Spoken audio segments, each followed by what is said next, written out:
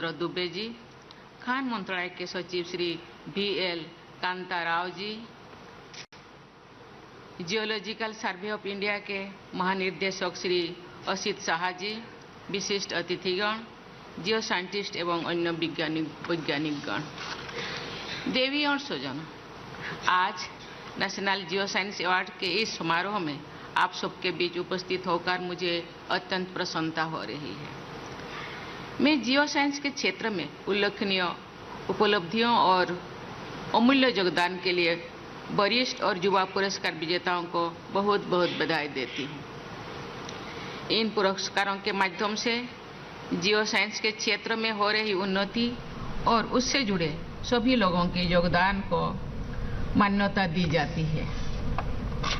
ये उल्लेखनीय है कि आज पुरस्कार प्राप्त करने वाले विजेता जियोलॉजिकल सर्वे ऑफ इंडिया तथा अन्य राष्ट्रीय संगठनों, अनुसंधान संस्थानों और शैक्षणिक संस्थानों से है।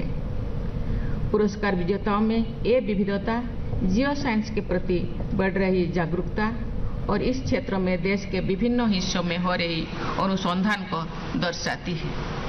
आपके समर्पण, जिज्ञासा और नवाचार के कारण महत्वपूर्ण अध्ययन हुई है और जियो साइंस के क्षेत्र में प्रगति भी हुई है।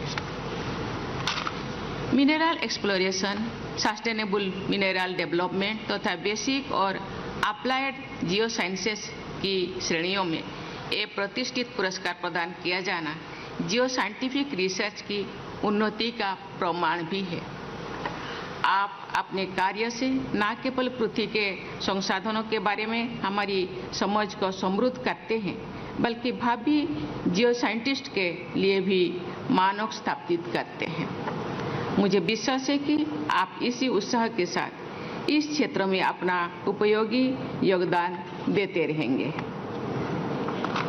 देवियों और स्वजनों, जब धरती की जियोलॉजिकल हिस्ट्री की बात होती है तो समझ में आता है कि मानव इतिहास उसका एक छोटा सा भी हिस्सा है।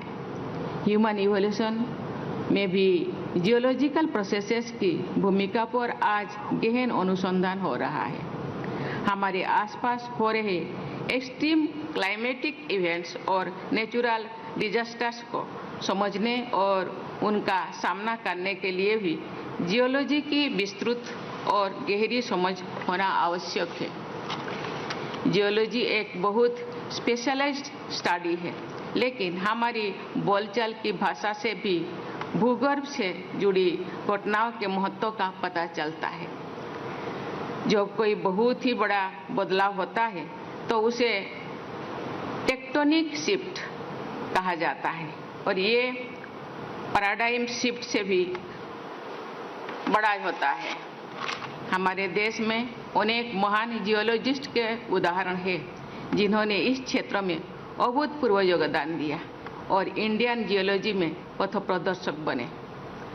मैं यहाँ जियोलॉजिकल सर्वे ऑफ इंडिया के पहले भारतीय निर्देशक श्री MS कृष्णन और श्री DN वाडिया का उल्लेख करना चाहूँगी, जिन्होंने भारत में जियोलॉजिकल स्टडीज को स्थापित किया। आप सबका ये कर्तव्य है कि आप उनकी सोच और कार्य से प्रेरणा लें, इस क्षेत्र और देश के विकास के लिए अपना अमूल्य योगदान दें। देवियों और स्वजनों, भारत के 2047 तक विकसित राष्ट्र बनने के लक्ष्य की प्राप्ति के लिए खनिज उत्पादन में आत्मनिर्भरता हासिल करना महत्वपूर्ण है। खनिज क्षेत्र के विकास के लिए अनेक सराहनीय प्रयास किए जा रहा है। मुझे बताया गया है कि खान मंत्रालय ने national geo science data repository portal की शुरुआत की गई, जो देश भर से जियो साइंटिफिक डेटा को समेकित करता है। ये सराहनीय है कि GSI खनिज अन्वेषण की नई टेक्निक खोजने के लिए आर्टिफिशियल इंटेलिजेंस जैसे उभरती टेक्नोलॉजीज का उपयोग कर रहा है। ऐसे अनेक कदम खनिज संसाधन की खोज और खनन में सहायता कर रहे हैं, जिससे हम अपने प्राकृतिक संपदा को बेहतर ढंग से समझने और उसका उचित उपयोग करने में सक्षम हो पाएंगे। सस्टेनेबल डेवलपमेंट की दिशा में आगे बढ़ते हुए Bharat net zero carbon emission हासिल करने के लिए प्रतिबद्ध है। क्लीन एनर्जी को बड़े स्तर पर अपनाने के हमारे प्रयास इस लक्ष्य के अनुरूप है। विस्तृत भूवैज्ञानिक ज्ञान लो कार्बन एनर्जी परियोजनाओं की सुरक्षा और स्थिरता सुनिश्चित करता है। ग्रीन ट्रांजिशन के लिए क्रिटिकल मिनरल्स और रेयर अर्थ एलिमेंट्स जैसे खनिजों पर अधिक ध्यान देने की आवश्यकता है। इस साल बजट में भारत सरकार ने नेशनल क्रिटिकल मिनरल्स मिशन की घोषणा भी की है, जिसका उद्देश्य भारत को आर्थिक विकास और ग्रीन ट्रांजिशन के लिए आवश्यक रॉ मटेरियल्स में आत्मनिर्भर बनाना है। मुझे बताया गया है कि इस मिशन के अंतर्गत क्रिटिकल मिनरल्स की वैल्यू चेन को मजबूत करने पर विशेष जोर दिया जाएगा। सस्टेनेबल माइनिंग की भी भारत के क्लाइमेट चेंज संबंधित लक्ष्यों को प्राप्त करने में महत्वपूर्ण भूमिका है। ये प्रशंसनीय है कि देश में जो सुधार और नवाचार किए जा रहे हैं वे न केवल आर्थिक विकास को बढ़ावा देने के लिए बल्कि पर्यावरण संरक्षण को ध्यान में रखकर किए जा रहे हैं। इस संबंध में जियो साइंटिस्ट का सहयोग अमूल्य है। देवियों और स्वजनों, जीएसआई कोलकाता में नेशनल लैंडस्लाइड फोरकास्टिंग सेंटर की हाल ही में स्थापित किया जा रहा है। मुझे बताया गया है कि ये सेंटर आने वाले दिनों में उचित समय पर सभी भूस्खलन संभावित राज्यों के लिए अर्ली वार्निंग बुलेटिन जारी करेगा। अभी कुछ दिन पहले हमने देश के कई हिस्सों में भूस्खलन और बाढ़ जैसी आपदाएं देखी, जिनमें अनेक लोगों की अपनी जान भी गंवानी पड़ी।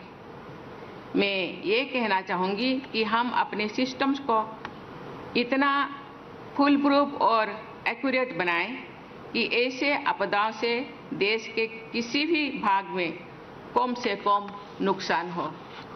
आज मुझे यहाँ अनेक युवा विद्यार्थियों और शोधकर्ताओं को देखकर खुशी हो रही है। मैं आपसे आग्रह करती हूँ कि खनिज क्षेत्रों को कई ऊंचाई तक पहुँचाने के लिए आप अपने कौशल और क्षमता का पूरा उपयोग करें। आपका उत्साह और इनोवेटिव स्पिरिट हमारे देश को आगे लेकर जाएंगे। भारत का भूविज्ञानिक इतिहास इसकी चट्टानों, मैदानों, फॉसिल्स और मेराइन बेड्स में दर्ज है और इसे हम अपनी जियोलॉजिकल हेरिटेज कह सकते हैं।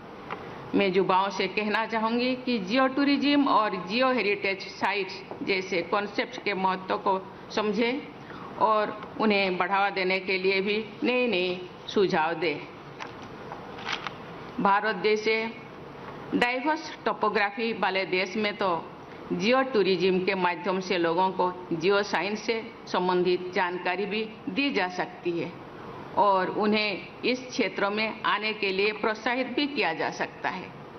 मुझे विश्वास है कि आप सभी वैज्ञानिक और शोधकर्ता जियो साइंस के क्षेत्र में भारत को अग्रणी बनाने के लिए अथक प्रयास करेंगे और साथ ही सस्टेनेबल डेवलपमेंट को भी बढ़ावा देंगे।